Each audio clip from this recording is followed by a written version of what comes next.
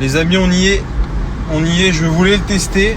J'ai déménagé avant, évidemment, avant le début des JO. Et bon, là, je dois faire quelque chose ce matin. Donc je dois aller dans Paris. Je prends le périph'.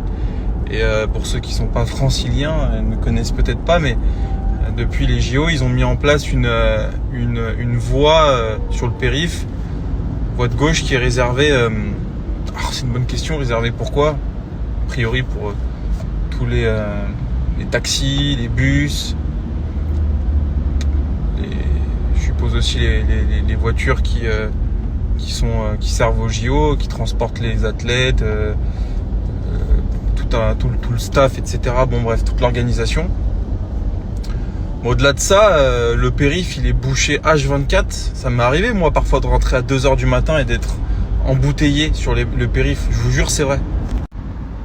Tu vois, là on est sur le périph'. Bon, bien évidemment c'est bouché. Voie de gauche, tout un tas de gens qui l'empruntent. Je pense que beaucoup de gens l'empruntent alors qu'ils n'ont pas le droit, mais bon, à la limite ça me regarde pas. Je suis pas le justicier de la route. Et mais je me dis à quel moment, parce qu'il y a quand même des mecs qui ont fait un peu d'études là, qui ont mis ça au point. Tu vois, il y a des mecs qui ont fait des écoles d'ingé, etc. Tu sais, des gars. Tu te dis, les gars, c'est pas des demeurés, tu vois. Tu te dis, mais à quel moment ils se sont dit que ça... Tu vois, les gens qui travaillent au quotidien, qui empruntent le périph', c'est pas pour s'amuser que tu prends le périph'. C'est parce que tu dois le prendre en plus aux heures de pointe pour aller travailler, pour gagner ta croûte, etc.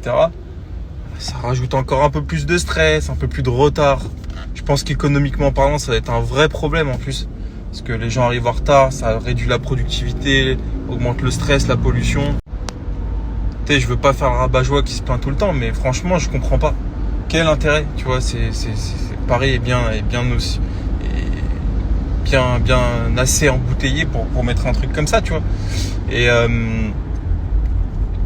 Et pourtant, tu vois, les JO, moi, il y a des gens qui disent oui, les JO, on n'en a pas besoin, etc. Ça bouche Paris, etc. Bon, j'habite plus à Paris, donc ça me concerne plus, mais je trouve que c'est quand même, c'est une belle fête, les JO. C'est un bel événement. La cérémonie d'ouverture, je trouvais qu'elle était, bon, à part 2-3 trucs qui m'ont gêné, je pense, comme la plupart des autres, mais des gens, mais au-delà de ça, c'était une belle fête de preuve de réunification, tu vois, bon bref, j'ai bien kiffé, tu vois. Mais là, la voie sur le périph', c'est pas possible. Non, bon bref. C'était le petit débrief là. Le petit débrief à froid de cette petite voie Paris 2024 qu'ils vont conserver post-JO, sachez-le. Parce qu'ils ont mis des radars, des trucs de fou, ça a dû coûter une fortune. Tu te doutes bien qu'ils vont pas aller les démonter après le 11 août. Mais je suis définitivement content d'avoir quitté cette ville et cette région. En tout cas, voilà les amis, passez une bonne journée. Par contre, petit fait intéressant, vraiment, depuis que j'habite à Orléans, je me rends compte que je mets allez, peut-être, on va pas exagérer, pas autant de temps que quand j'habitais à Boulogne pour aller dans Paris, mais franchement, je mets pas beaucoup plus de temps que ça. Parce qu'en fait, en vrai, moi j'habite au nord d'Orléans, Saint-Arnoult à une demi-heure. Et ensuite, Saint-Arnoult, centre de Paris, t'es pas si loin que ça parce que tu t'arrives par la 6. Souvent, elle est un peu moins bouchée que par Boulogne, la N118. Désolé, ceux qui sont pas du tout du coin, vous comprendrez pas des routes desquelles je veux parler, mais du coup, hier, Vincennes-Orléans, je sais pas, on a dû mettre 1 heure porte à porte. Et attention, je roule pas violemment, il me reste un point sur le permis. Je roule à 140 régulateur, tu vois, pour être à 135 chrono, frérot. Je dirais que là où je gagne du temps sur mon temps de parcours, c'est pas sur la vitesse de pointe, c'est sur la régularité, les péages, tu vois.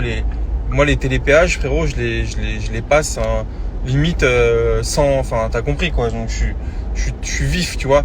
Feu rouge, bam, bam, pour tourner à droite, bam, bam, t'as compris, je suis très vif là-dessus. Bon, bref, là n'est pas le sujet. Mais en vrai, tu te rends compte que allez, tu dois mettre peut-être 20 minutes porte à porte de plus, mais t'habites à la campagne, tu vois. T'as un autre, comment dire, une autre qualité de vie, quoi. Donc vraiment, j'encourage tous les gens qui habitent en Paris, banlieue parisienne, et qui sont dans mon cas un peu, voilà, qui commencent à gagner un peu d'argent, etc., et qui veulent vraiment voir qu'avec leur pouvoir d'achat, ils peuvent vraiment avoir des putains de conditions de vie. Donc Paris, si tu veux cumuler appart ou maison ça n'existe pas, mais t'as compris, c'est 2 millions, voire 3 millions. Bon bah les gars, je vous laisse sortir les calculettes. Hein. Pour avoir 3 millions d'euros, il faut... c'est pas 10 000 euros par mois qu'il faut gagner. Hein. C'est 50 000. Hein. Peut-être pas 50, mais 30, 40 000, tu vois. Donc, et c'est ça, moi, qui me gênait à Paris. C'est que tu ressens pas ton évolution. Alors que dans des villes de province comme Orléans, pour 1 million d'euros, t'as la plus belle maison de la région. Bon, peut-être pas, j'exagère. Mais t'as une très, très belle maison. T'as une petite maison de maître comme j'aime en vieille pierre, avec escalier. Enfin, t'as compris, quoi. T'as du lourd. Donc c'est en ce sens-là, tu vois. Parce qu'au-delà de la qualité de vie, en vrai, moi, ce que je reprochais avec Paris, c'est que je vois pas d'évolution. En fait, tu vois, entre il y a 3 ans et maintenant, clairement, voilà, j'ai évolué un petit peu professionnellement, je gagne mieux ma vie. Bon, voilà, j'aspire à autre chose. À Paris, tu pourras jamais, en fait, évoluer en conséquence de ton évolution professionnelle. Parce que si tu veux vraiment habiter dans un putain d'appart, c'est inabordable que tu gagnes 3 000 ou 10 000 euros par mois, clairement. En fait, à Paris, il faut être riche pour vraiment gagner en qualité de vie de fou. Appartement à 1 million, 1,5 million, c'est pas ce que vous croyez. Hein. À Paris, c'est 100 mètres carrés et c'est un 100 mètres carrés fatigué, tu vois. 100 mètres carrés, c'est rien, frère. Aujourd'hui, je vis dans 160 mètres carrés et là, je commence à avoir un peu d'espace. Et encore, c'est pas totalement ce que je veux, mais c'est pas grave. Tu sais, petit à petit, on évolue, on fait les choses bien.